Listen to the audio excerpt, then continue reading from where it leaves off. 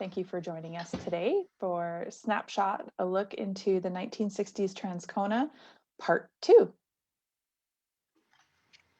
So we'd like to begin by acknowledging that the Transcona Museum, that we reside on Treaty 1 territory, the traditional territory of the Anishinaabe, Cree, Oji-Cree, Dakota, and Dene peoples, as well as the homeland of the Métis Nation. The Anishinaabe, Cree, Oji-Cree. And if you like what we do at the museum, we just ask that you support us. So you can support the museum in a number of ways. You can consider making a donation or becoming a museum member, and that can be done on our website at the moment. You can also stay in touch. So you can just visit our website to find out what's going on and what we have planned. Follow us on social media, Facebook, Instagram, Twitter, YouTube, and our blog. And you can join our emailing list where at least once a month, if not twice a month, we send out a newsletter and maybe another notice. We don't spam your inbox or anything like that. Just letting you know what's going on at the museum. So today's presentation is actually called Snapshot, a look into 1960s Transcona. And this is actually part 2. We had done a part 1 in the summer and it was pretty popular. So we decided, why not do a part 2? And if you did miss part 1, that is available on our YouTube page and our Small Talk webpage of our website. So you can watch it there. And I'm just writing in Facebook our little thing. So Jen, why don't you start talking about the St. Vital negatives? Sure. So where all the photos are coming from today is the St. Vital negative collection. They are images taken in the 1960s that were featured in the Transcona News. At some point, the negatives made their way to the St. Vital Historical Society, and they were eventually donated to the Transcona Museum. So hence why they're referred to as the St. Vital negatives, but they are most exclusively images that appeared in the Transcona newspaper. And the Transcona News is just a small part of our newspaper collection that we have at the museum in our archives. You can see a photo of some of the papers here along this side image, but we have the newspapers starting from the 1912. There's a hiatus during the 20s, picked up again in the 30s, and continued on until the 60s, 70s, 80s when it became the Herald, and eventually the Transcona News. And what's really great about this negative collection is when it was donated to us, all the negatives were in different envelopes, and the envelopes had dates on them. So maybe like July 12th, 1963. So what we did is we went through the newspapers of that same year and time. And a lot of the time we were able to pinpoint what the negatives were based on the images that were actually in the newspaper. So for different events, we know who the photos are of. We know what pages in the paper it appeared on. We know who is in them. And that's really, really helpful when people ask if we have any photos of their family or of different events in Transcona's history, because we know this. If we hadn't had those newspapers to essentially research what is in those images, it would just be a lot of images of people, unknown persons at unknown event. So this way we have more information, and they're really, really fun photos too. They are some of our more popular photographs that we post to our daily Facebook. And we get a lot of comments on them and a lot of fond memories. So yeah, they're just a great collection of photographs. We do have a question on Zoom. Is the Transcona newspaper indexed and scanned anywhere? We have not digitized it, and we have not found it digitized anywhere else. The paper itself is a large paper, and it's too large for our scanners that we have at the museum. It would require a large format scanner. We've looked into digitizing our newspapers. It's not as easy as one would think. And to rent a scanner that could scan our our newspapers, and our newspapers are bound too. So it has to be, it's a different kind of scanner to be able to do that. It was something like $17,000 for 3 months of a rental. So it's quite expensive. And you need to have server space and things like that. So it is an expensive project, but it's definitely something that we would love to do. It's just a matter of money and time and resources, staffing to be able to do it. Oops. There we go. Okay, so we thought for this one, last time we did it, we did some themes. So we have some themes and then just some other photos as well. Now, I will admit right here, right now, I am very bad at pronouncing names. So if I pause, Jen, that's for you to take over and try your best to pronunciate or the proper pronunciation of the names. But this is TH9938.2.32. So it's 5 children and a toboggan in the snow. So left to right, we have Kenny Gladden, 4.5 years old, of 454 Newman Avenue. Kim Dean, 3 years old, of 453 Newman Avenue. Tennis Haikaway, 4 years old, of 445 Newman Avenue. Karen Haikaway, 2.5 years old, 445 Newman Avenue, and Kathy Kitt, 2.5 years old, at 452 Newman Avenue. And this image appeared on page 1 of the Transcona News, March 21st, 1963, which is also very interesting because nowadays, if children were pictured in the newspaper, they would not give their addresses, perhaps maybe their ages and their names, but definitely not their addresses. But if we didn't have the newspaper to go back to, this image would have been described as 5 children in the snow with a toboggan outside of a house. So we definitely have much more information by the fact that we were able to go back to the newspapers and gather all that info than if we didn't have it. This is a fun one because it's kind of an action shot, but it is an unidentified person on a snow-covered hill, possibly sledding. We don't know for sure. We couldn't correspond this one to any particular edition in the newspaper. And that there are 3 unidentified people at the top of the hill in the background. This one came from an envelope dated April 18th, 1963. However, we don't know who's in it and what the event was taking place, other than it looks like someone is sledding down the hill. Yeah.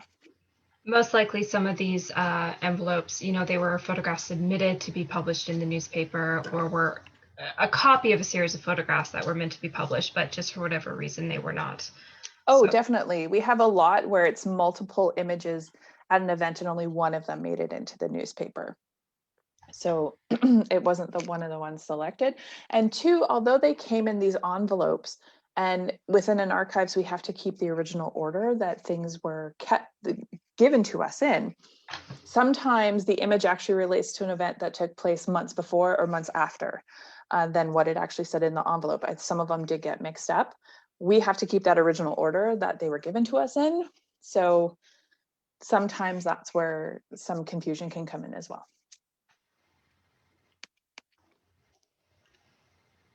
Oh, this is fantastic. We do have a comment, pardon me, on Zoom. Have you ever thought of putting them on your website to see if people can identify or recognize people? Because we do know a lot of these individuals, there isn't so much a need for that, but we have put a lot of these on Facebook. In fact, these are pretty much the majority of the images we post on Facebook. And a lot of times people have commented on there. If someone has been misidentified, they've shared it with people who are actually in the image. So Facebook has actually been really fantastic for these negatives, because a lot of people who live in Transcona today may have been growing up in the 60s, so they do remember the events that were taking place. We have in the past put images on a section of our website for people to potentially identify them, but we've just had so much more success with them being on Facebook than our website. So we tend to stick with that format more. This is a great shot of Regent Avenue. So it's looking west towards Winnipeg. You can see the Royal Hotel, the Royal George Hotel in the background, Jack's Fashion Shop as well. But it's just parked cars covered in snow on Regent Avenue. And this image appeared on page 1 of the Transcona News, December 12th, 1963. I'm thinking that Jack's Fashion Shop, that would be the building that Tova's in now. Because Possibly. Yeah, it does look like Yeah. there's a space between the hotel and Jack's Fashion Shop like there is today. Potentially, yes, that could be. We'd have to go back and look at what the address was, say with like a Henderson directory to confirm. Mm-hmm. Okay, I want to do this one. Okay. So this is TH 99385014. Car buried in snow on Victoria Avenue East near Leola Street, featured on page 17 of the Transcona News, April 16, 1964. I have posted this photograph to our Facebook page, I think it was 2 weeks ago, and there were so many comments on this photograph because people were trying to figure out what kind of vehicle that was buried underneath the snow. And it was not why I posted that, but that was the comments I was getting. So it was so much fun to see and all the engagement. And yeah, it just absolutely made my day.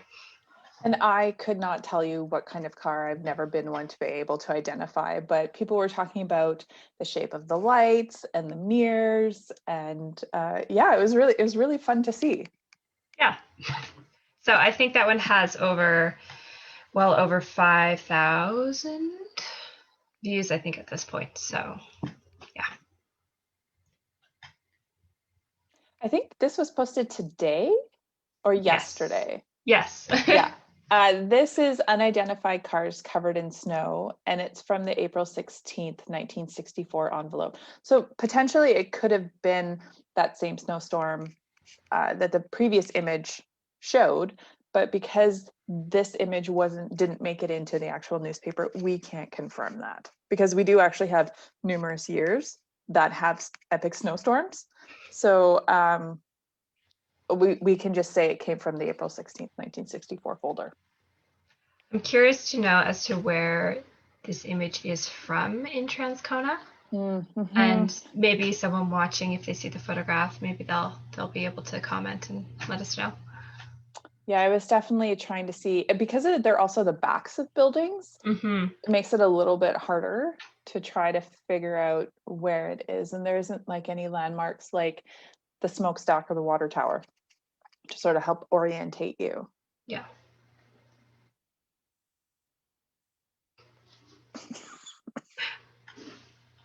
This is Stephen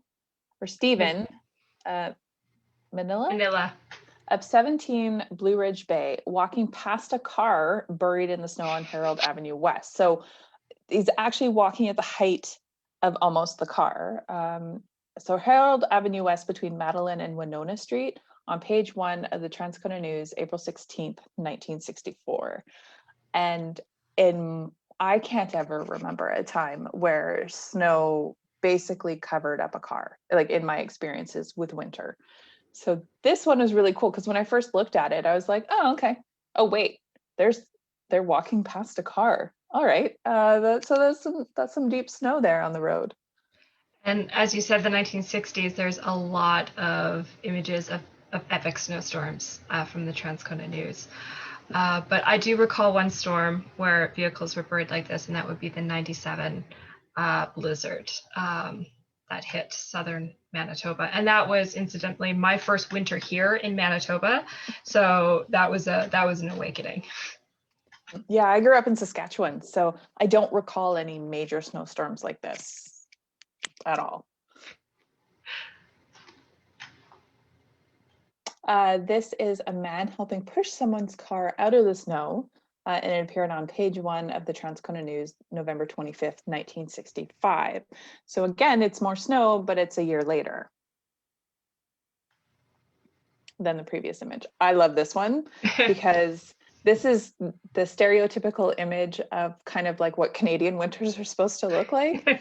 And I can't ever recall walking through snow that deep, but it's a fantastic photo.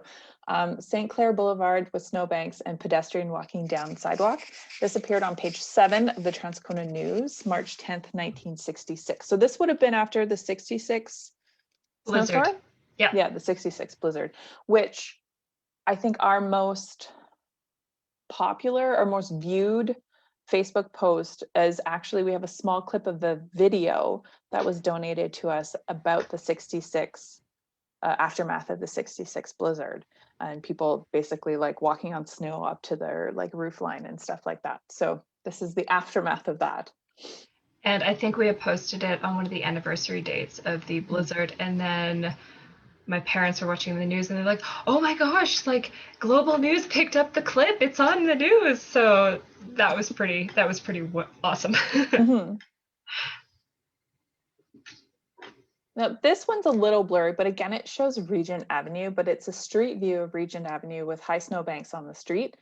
Tip Top Taylor sign is in the background, so that would have been Blostein's, from the envelope April 7th, 1966. That so is a lot of snow. Probably 66 blizzard once again. It could have actually been like taken in March, but it was from the April 7th envelope. So I mentioned earlier how some of the images got mixed up. So we just have to go on what is actually in the image, unless there was something that could pinpoint the date for us better. Okay, we have a question on Zoom. Did they end up clearing the snow or just waited till it melted for the 66 blizzard? I don't know. Sure. I'm sure they would have had to have cleared some snow. Someone commented on the video we had about the 66 blizzard, and someone was saying that their mother worked at Eaton's in downtown Winnipeg, and it took her 4 days to get home after the storm because of so much snow. So they must have been clearing snow.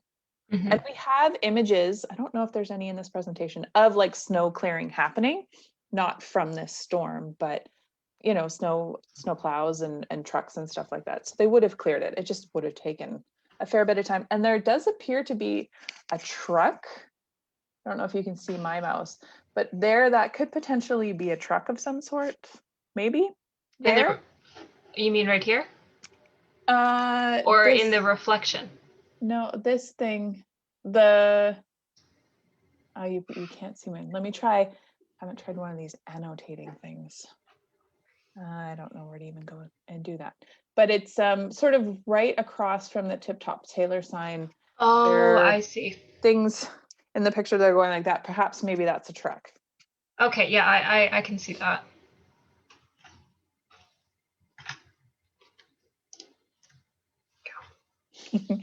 And this is just children building a snowman, which I thought was pretty cute. Sandy Turnbull, Shirley and Kathy Studney. And Deborah Johnson. So this appeared on page 12, the Transcona News, May 5th, 1966. So there's still snow in May in 1966. That's interesting. Well, with all that snow that they got, it would have probably taken a time. So the next couple of photos are of the East End roof collapse. Now we had a couple of these in the last presentation, but then I found more while I was going through. But it's the collapse of the roof section covering the East End Community Club's main hall area. So page 1 of the Transcona News, May 5th, 1966. So it's probably wet snow at that point. I'm guessing that's why the roof collapse happened. Or more snow on top of like the blizzard snow. So again, 2 images here, collapse of the roof section. And these appeared page 1 of the May 5th Transcona News, 1966. So outside, and then I have a couple interior, which are the next ones. So you can just see how the roof just fell in and hit the wall, but the piano in the background appears fine. I just noticed that is a piano. Yeah. And then through the doorway where you can see, must have been going into another space where the roof collapsed, and that looks more severe in that image than the one on the left.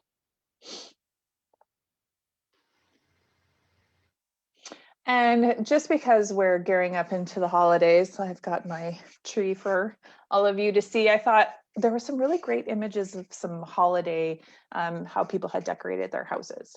So this is the front window of the home of Mr. and Mrs. M. Coulter at 418 Yale Avenue East, displaying their lit and decorated Christmas trees. So this appeared on page 18 of the Transcona News, December 22nd, 1964. I like how the image was taken. It's framed so nicely with the lighting.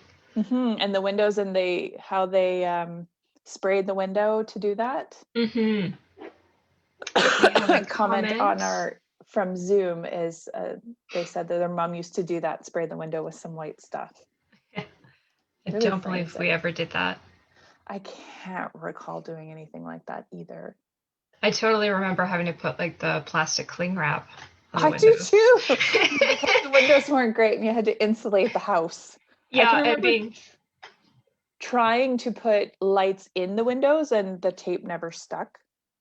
So they would always fall. I remember doing that. I was being told don't poke holes in them. This is the home of Mr. and Mrs. Q. Suggett at 558 Yale Avenue East, decorated with Christmas lights. So this was on page 30 of the Transcona News, December 22nd, 1964. The home of Mr. and Mrs. J. Seaver, 554 Kildare Avenue West, and again decorated with Christmas lights, a wreath, and other decorations in the front yard. That's quite a wreath, actually, right there. Mm-hmm.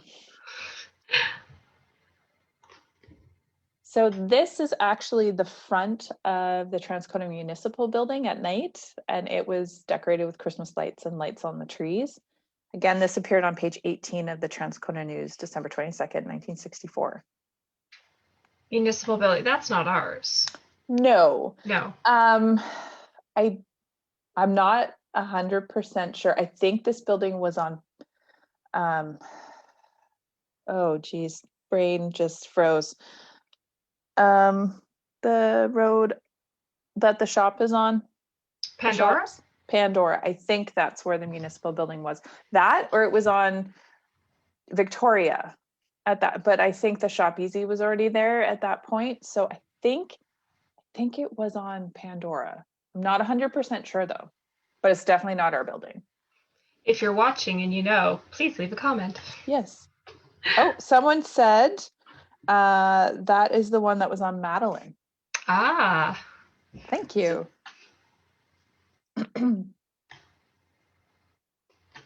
So this is just an unknown house decorated with Christmas lights, possibly the one that appeared on page 3 at the Transcona News, December 21st, 1966. So Madeline and Pandora was where the municipal building was. Thank you very much, Kim. We're going to write that down.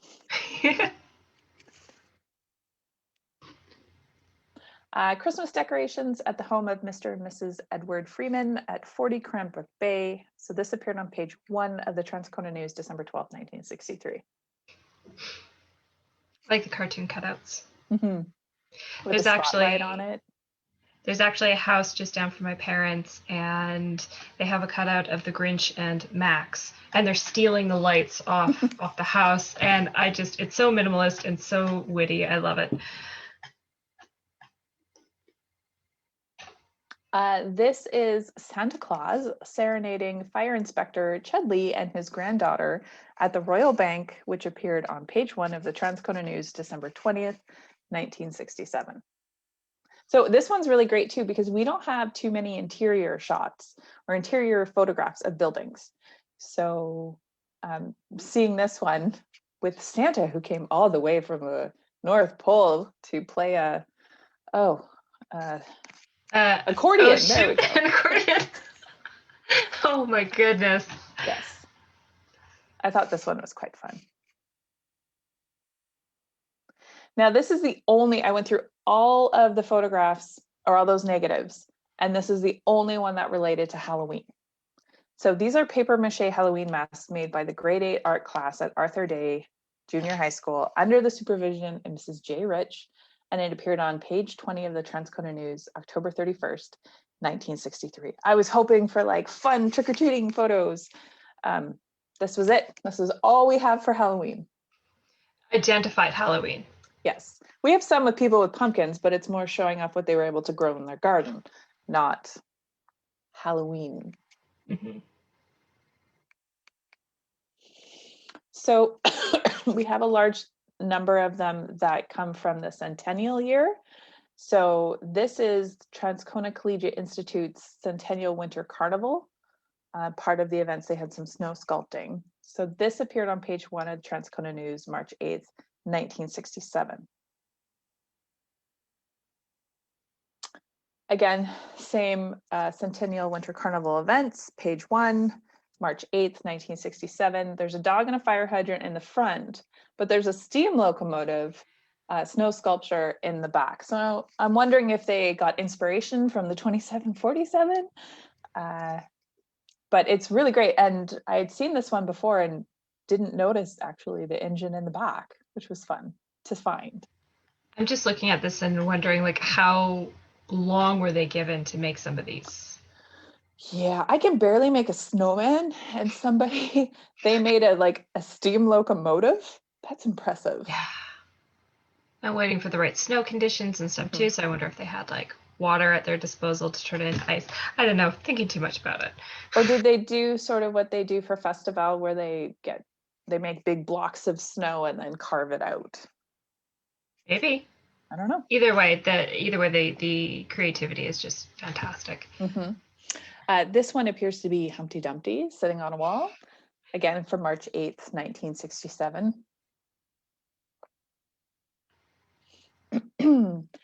This one is Mayor Harry Fuller and the Transcona Centennial Chairman, Mr. Geo Albert, mounting the new Centennial license plate on the mayor's car. So this appeared page 1, Transcona News, December 21st, 1966.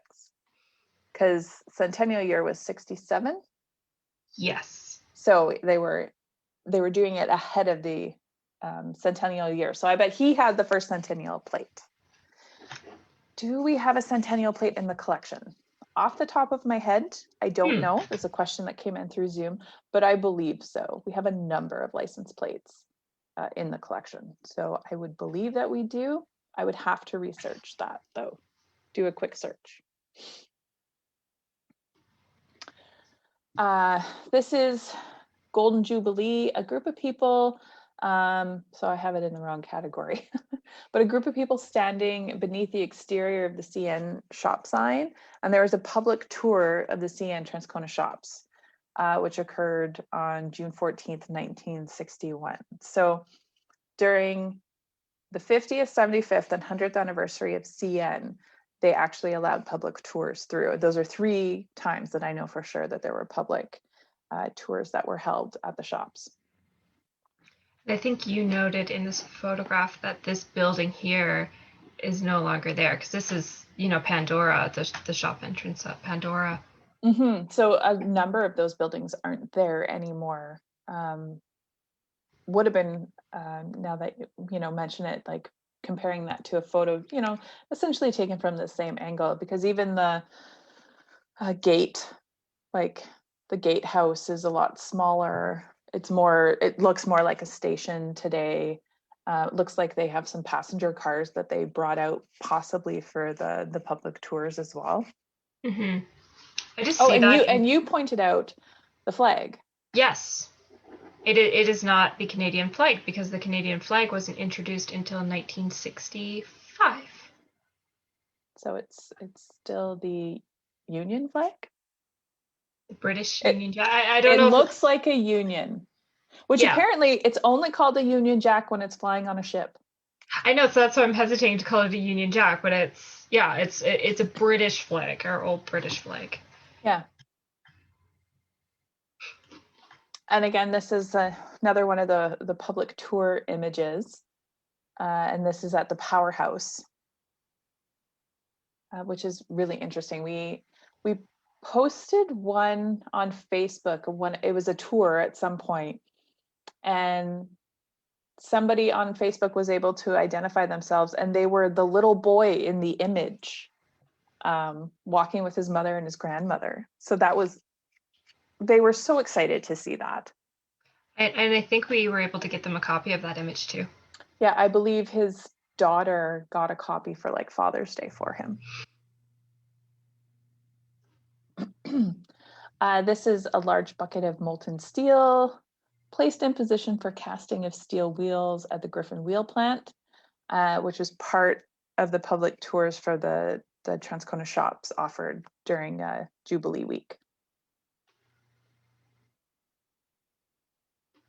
And this next one is just people, sort of identified people, interesting photographs.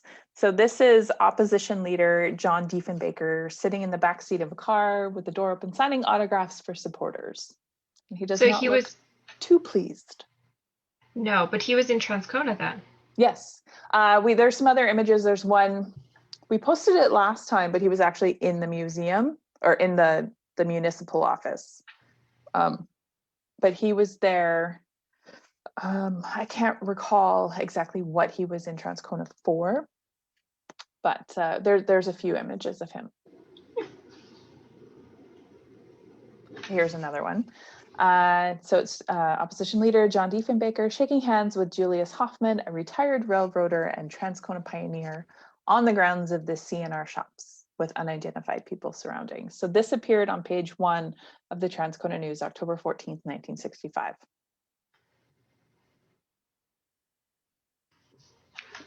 Oh, I posted this one not too long ago. Yeah, Beatlemania, which was held at Oxford Heights Community Club. And so left to right are B. Johnstone, R. Nicoluk, A. Baslio, M. Taylor, B. Stellar, C. Basilio, O. Rice, T. Miles, K. Fields. Center is Diane Marion with a Beatles hairdo. And this appeared on page 1 of the Transcona News, February 27th, 1964. And I believe the Oxford Heights Community Club had like a Beatles themed dance, which is really interesting too, because around the time of Beatles Mania, there was an article that appeared in the paper where the superintendent of the Transcona Springfield School Division wanted to ban Beatles haircuts. So I wonder if this is like a cheeky, like, oh, let's hold like a Beatles themed event where I think you had to have like a Beatles hairdo to get a reduced ticket price or something to get into the dance or the party. So it's kind of interesting. A lot of some of those look like wigs. Oh yeah, no, they're all wigs. So this is an identified group of children and teenagers, and they were gathered for a draw of pictures of the Beatles, which was part of Beatles Day. And it appeared on page 12 of the Transcona News, September 3rd, 1964. So they were submitting images of the Beatles? No, I think they could win pictures of the Beatles. Ah, I see. And this is strongman, the great Antonio, standing in the parking lot or just in front of the Transcona Public Library with an unidentified woman in a car parked behind him. And he was in town performing at the Winnipeg Arena. And this is from an envelope, October 15th, 1964. I have no idea who he is. No, but like he, it's an interesting photograph. So he was here. Very much. This is team coach George Wickland at the right with his son Derek, receiving the Regent Park Pharmacy Trophy from Gordon Cohen on page 14 of the Transcona News, April 21st, 1966. I'm guessing hockey, but I'm not 100% sure. Well, there's a Pirates jersey behind them, so. Yeah.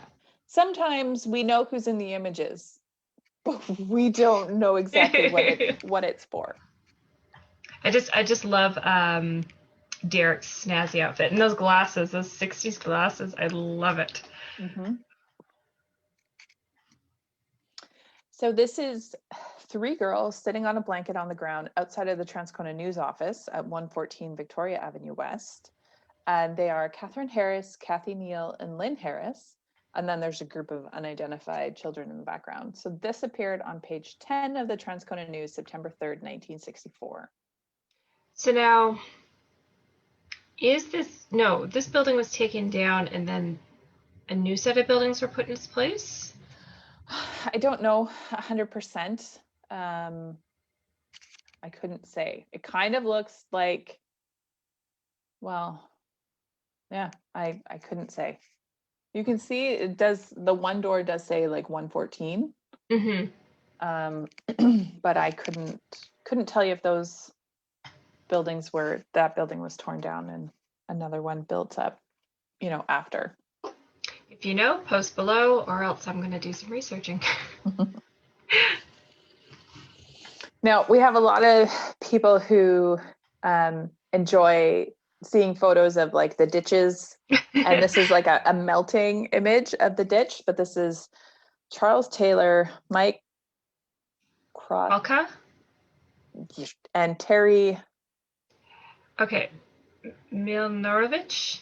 Yes, sitting on a boardwalk, which appeared on page 8 of the Transcona News, March 29th, 1967. So that's a fair lot of snow. And I can remember hearing stories of people saying when there was a lot of snow in the ditches, those wooden sidewalks that Transcona used to have, people would use them as like little rafts down the ditches in the spring melt off or if there was flooding. So it's kind of the closest we have to that. But those are like a significant size ditch compared to some of the ones that are in like my parents' neighborhood. Yeah. That's a. Mm-hmm. Yep. Now, we posted an image the other day on Facebook of children playing in a ditch. And a lot of people were commenting that that was like the best ditch to play in because it was kind of the deepest, or it was right by where the church is on Madeline. Yes. The Tiber Baptist Church. It was near Yeah, there. or it's no longer Tiber Baptist, but it was that ditch. And people were commenting that it was like the best one, or the one that they had a lot of memories playing in as children. This image is of children and bicycles lined up in, it says the Shop Easy parking lot, but it's probably just outside of the parking lot to receive paint on rear mud guards and Scotch light tape from the Oddfellows. And appeared on page 4 of the Transcona News, June 2nd, 1966. And it's similar to the photo TH 9938 165 1. Why they required paint and Scotch tape, I'm not sure. Well, rear mud guards, that would stop you from getting like the spray up your back when and then the Scotch light tape, I wonder if that was reflective. So it was like a safety thing. Potentially, yeah.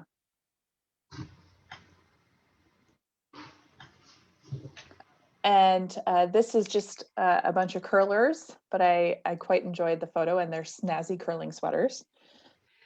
Left to right curlers, George Svensson, Wally Lubal, Jim Brown, and Art Bryant. Page 9, Transcona News, February 8th, 1967.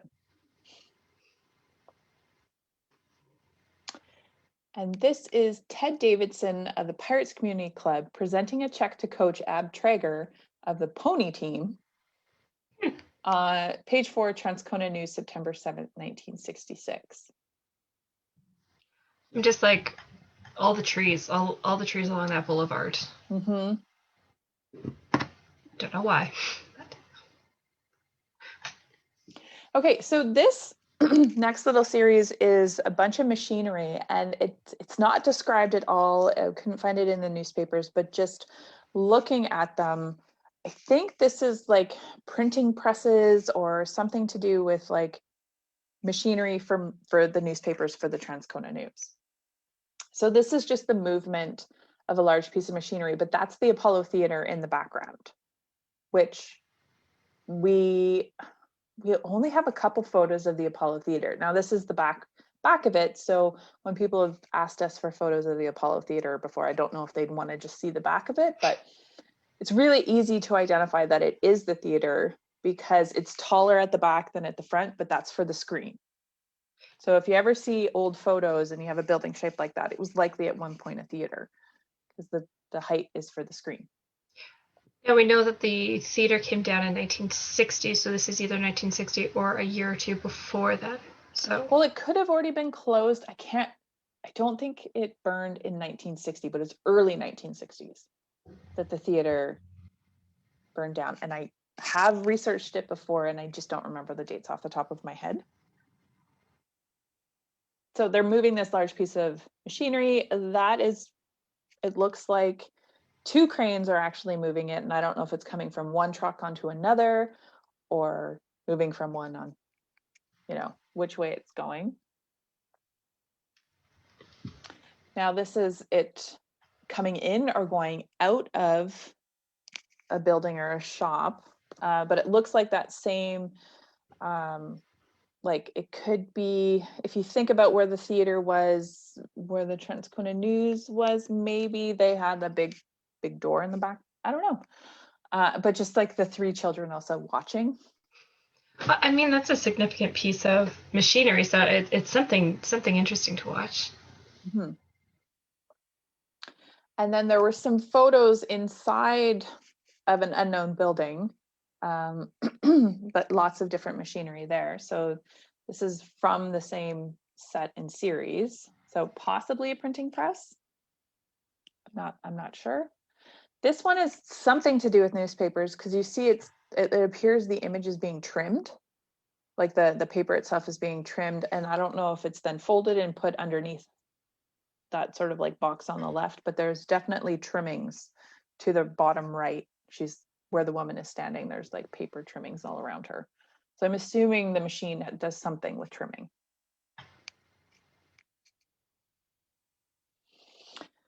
And then, excuse me, this is newspaper running along a machine. So I'm guessing this is the Transcona News.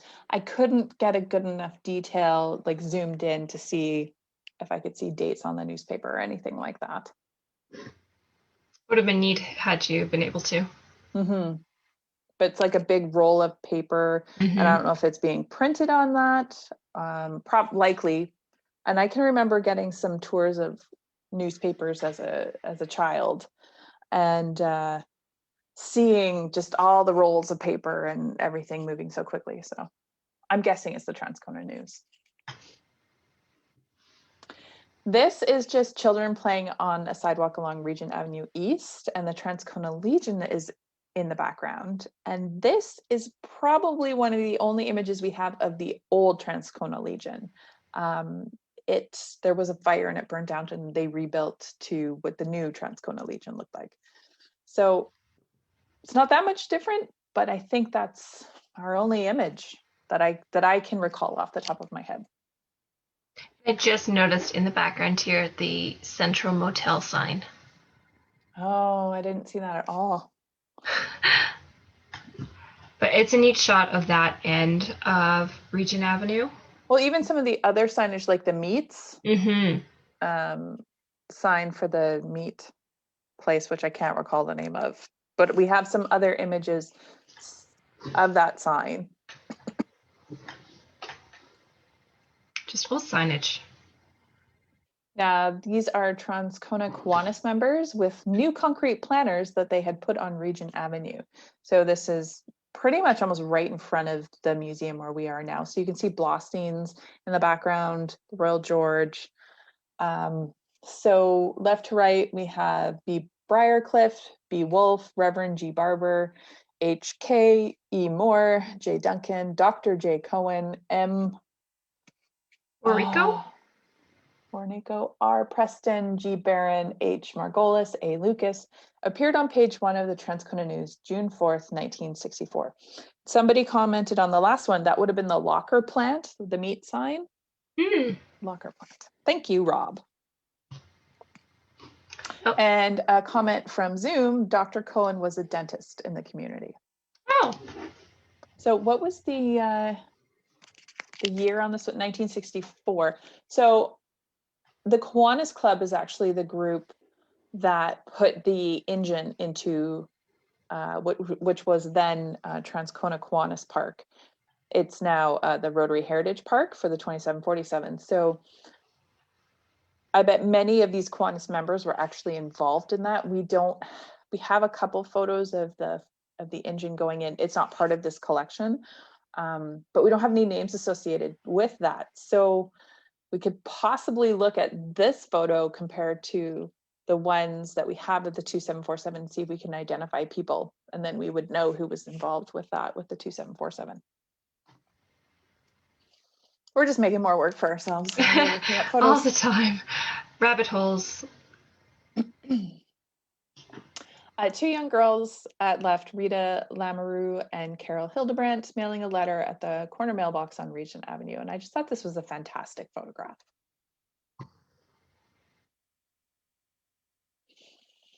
This was what appeared to be the design for the new Welcome to Transcona sign that was to be illuminated at Regent Avenue and the Highway 59. So that would be Lage. Page 1 of the Transcona News, August 12th, 1965. So what the sign looks like, and it looks like front and rear elevation. So the back of it said, "Thank you, come again." Just really, I liked the fact it was essentially a photograph of a blueprint. But the next one is actually what the sign ended up looking like. So the Welcome to Transcona sign. So it's Paul Martin, who was the former mayor and councillor of city of Transcona, standing with an unidentified Girl Scout underneath the Welcome to Transcona signpost. So the design changed a little bit compared to that blueprint, but it still was there. And I wonder what happened to that sign. One of my thoughts is it maybe came down after amalgamation. Likely when Transcona became part of the city of Winnipeg, but still really interesting. This is a man washing his car using the Jiffy Coin operated portable car wash machine owned by the Regent Park service station at Regent and Brewster, the first such machine to come to Transcona. And this appeared in an advertisement for Regent Park service in the Transcona News, page 10, October 7th, 1965. Okay, this one is an optical illusion. It took me a while to figure this one out. This is a view from the rooftop of Wayota School, 12 hours after a rainfall, with a house in the immediate background and a few other buildings. It appeared on page 14 of the Transcona News, September 3rd, 1964. And it looks like Transcona is flooded. It does. That's actually still the roof of Wayota School. So just the way the water is sitting on the roof, it looks like water's like right up to that house. And I had to look at this for a couple minutes to figure out, no, I'm seeing the reflection of the water on the roof of Wayota School. And I mean, all these photographs are black and white too. So that's feeding into the illusion as well. Yeah, but I was like, how did I never hear about this flood before? It's random flood in the 60s. I just like this photo. It's very different than a lot of the other ones. And there was no information with it that I could find. And no other images within that same envelope that go with this one. But it's three unidentified older men in unidentified locations, seated outdoors, dressed in winter clothing, at a fire. The one gentleman is smoking a pipe. One looks like he has a harmonica. The Transcona News took this image, I don't know, but I quite enjoy it. I came across a group of photos the other day, and it's like an unidentified lake, but a bunch of people were drilling holes for ice fishing, and it's Transcona News St. Vital Negatives, and it's just like, which lake is this? What is happening? Yeah. So this is what, if we didn't have the newspapers, most of the photos would be described as unidentified people sitting in an unidentified location for an unidentified reason. This is members of the West End Mixed Bowling League at Regent Park Lanes. Seated at center is scorekeeper Bill Cramble on page 8 of the Transcona News, September 12th, 1963.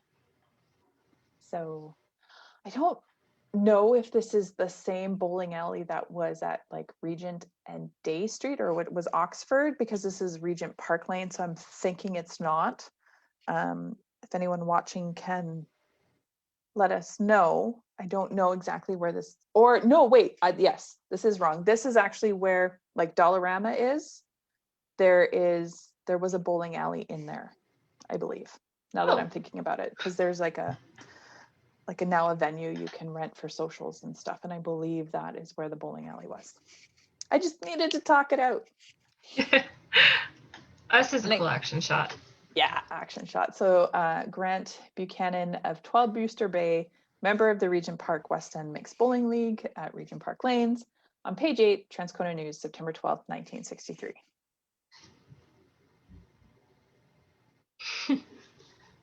And there's a picture of a polar bear climbing into its enclosure at the Assiniboine Park Zoo on page 11 of the Transcona News, November 12th, 1964.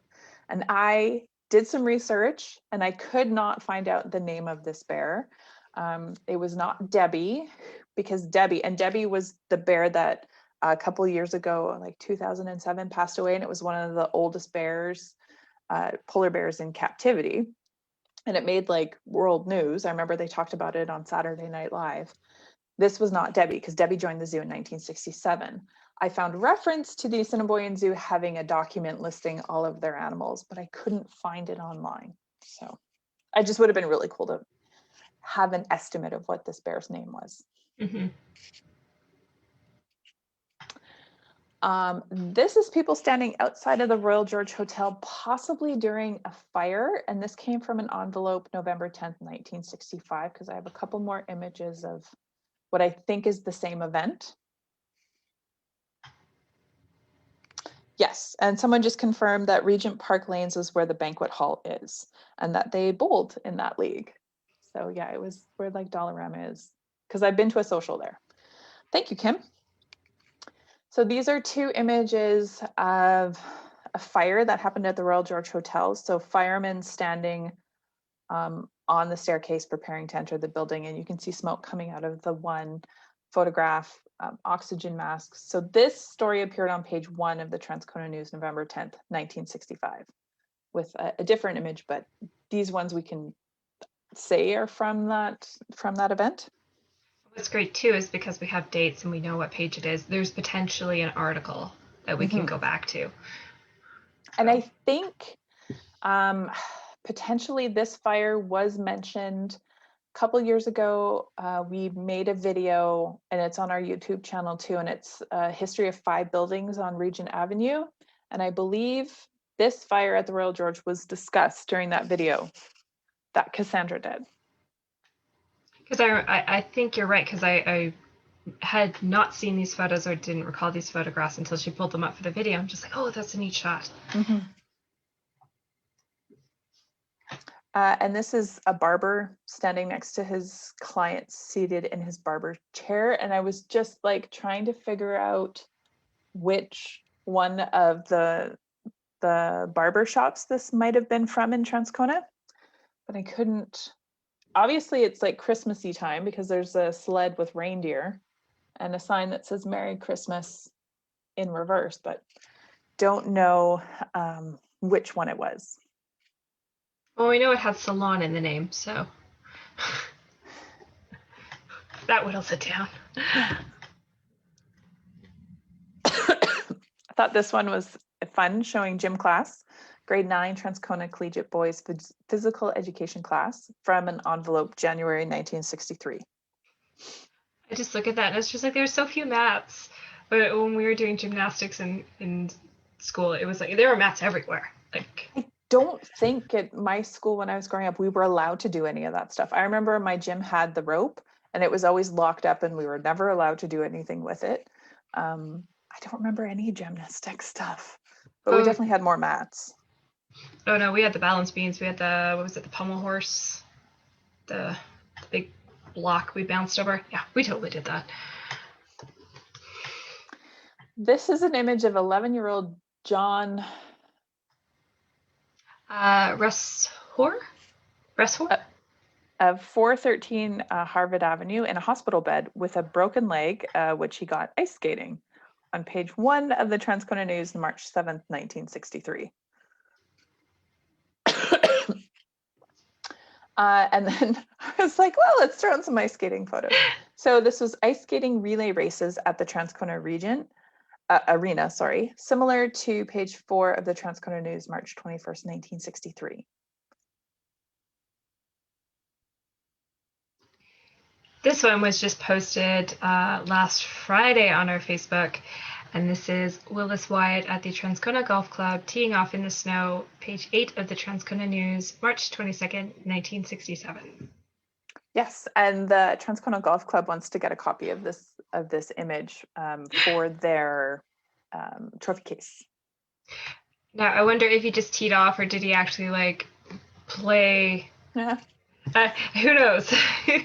And then, too, how hard is it to golf in the snow?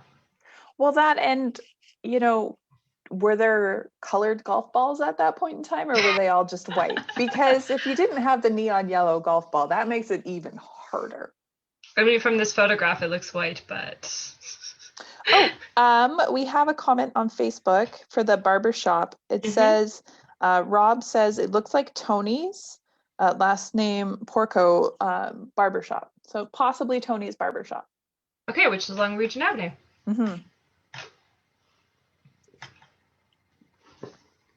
And this is a small child wearing a fireman's hat in front of the new City of Transcona rescue wagon, which was donated by the Kingsman Club, and it appeared on page 1 of the Transcona News, June 23rd, 1966.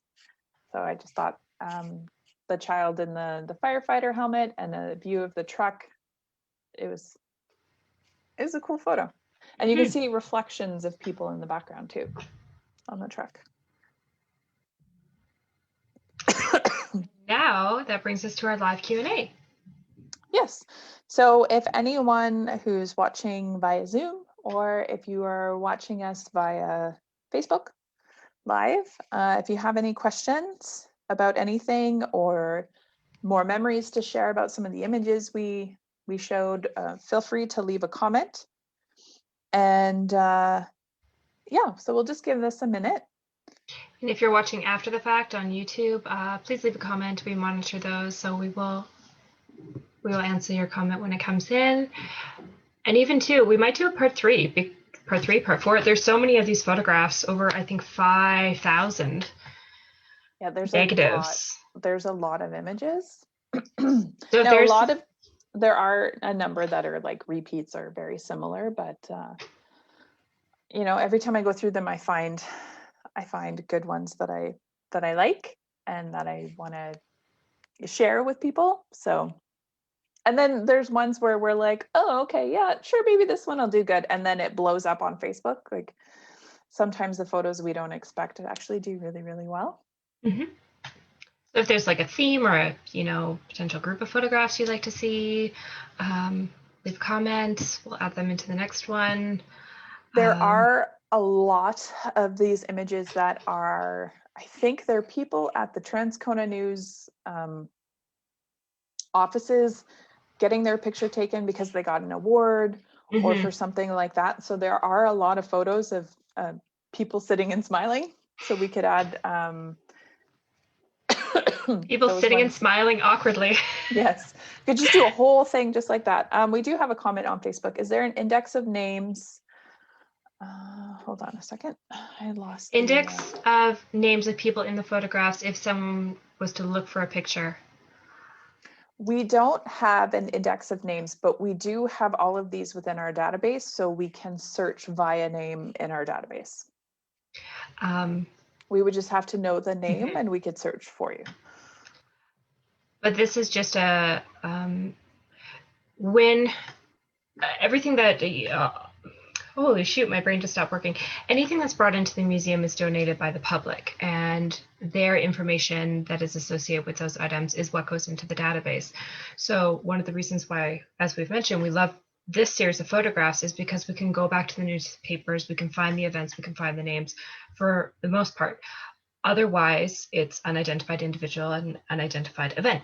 So we may have images of people, beyond this collection, but we just don't know who they are because they haven't been identified, or it's a building that hasn't been identified yet. So it can be frustrating sometimes going back trying to find images of things, but it's just the nature of it. It's the information we have when it's brought in at the time.